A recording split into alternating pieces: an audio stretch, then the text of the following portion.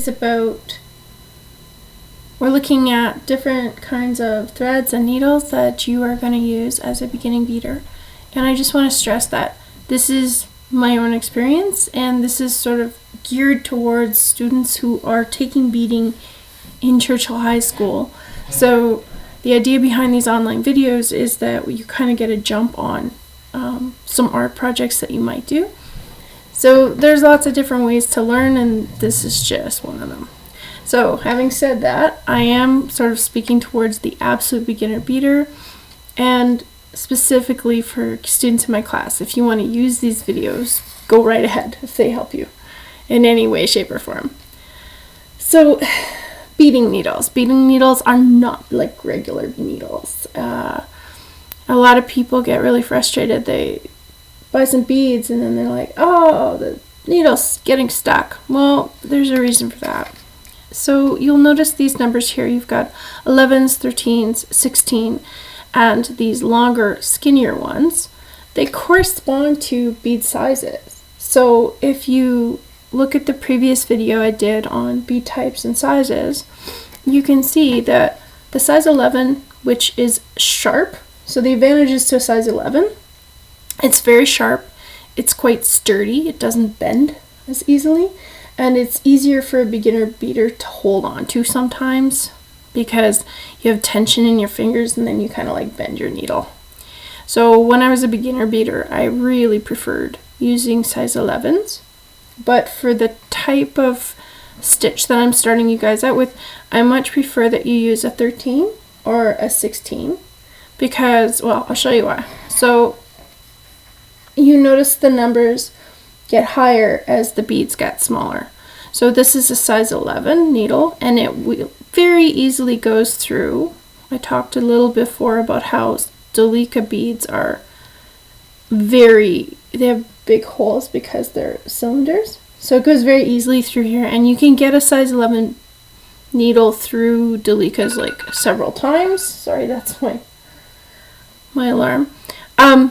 And then these are size 11 round or size 11 seed beads, and it gets through them pretty easily. But if you want to pass through them each time you're adding thread, and if you want to pass through them and add thread all the time, you can go through them maybe twice.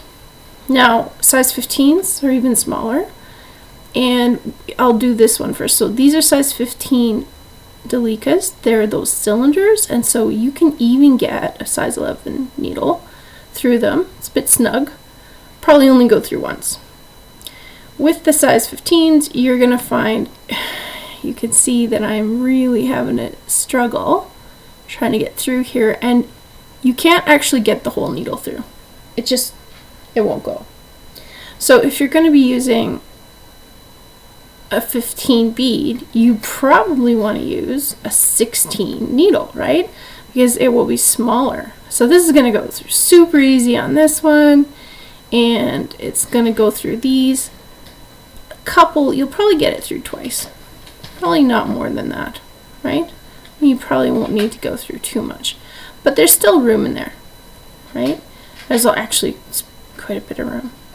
And the advantage to using the 16 as well is that, of course, it's going to go through all of your 11s several times, and the majority bead that you're going to be using is size 11s for most of the projects that you'll do. So even though this is a very skinny bead and it's extremely frustrating at times to thread these very, very small ones, there's a whole trick to that I'll show you in a bit. But even though it can be frustrating, I really much prefer that you guys grab the 16s and the 13s. And if you're getting the package from the school with the bead soup and the fabric, you'll get a 13 or a 16 or both, and you'll get a piece of felt and a piece of embroidery fabric. So when we're learning to bead, we use this. It's easy to get a needle through, really, really easy. But with adding the embroidery, you get enough stability, because if you were just beading on this felt, it's super thin and it warps and it doesn't hold the beads very well. if we could afford it, I would love to teach all of you on moose hide. This is home tanned moose hide. Like a whole hide around here is about $1,000, right? So, and that if you have someone in your family who does this, you should get them to teach you. The needles go through like butter. Like even with size 16, you can get through moose hide so much, so easy, compared to when I first started. Like I wasn't spending a ton of money on the hides, and I don't know how to make them yet. I would love to learn. So you look at trying to put a 16 through this. This was one of my first projects I did.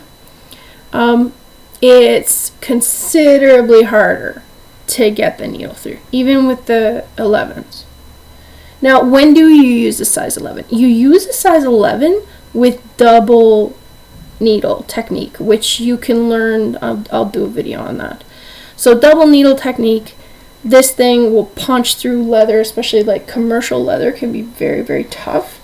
So there's some commercial leather, very shiny. Any leather that's shiny like this, it's hard to get through, and sometimes you need pliers to get that's through. That's a size 11.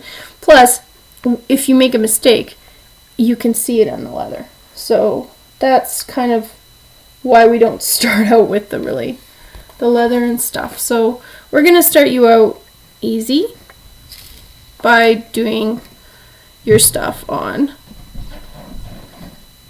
one of these kind of setups. So, and you'll just need like a coffee filter. This is a trick that Nora Charles taught me, but I usually use paper because I like to print out a lot of designs. But you can trace your design on coffee paper, and then you can like sew it through, and then that's sort of how that goes. So the threads, I'm gonna have to do a separate video on because my dog wants out.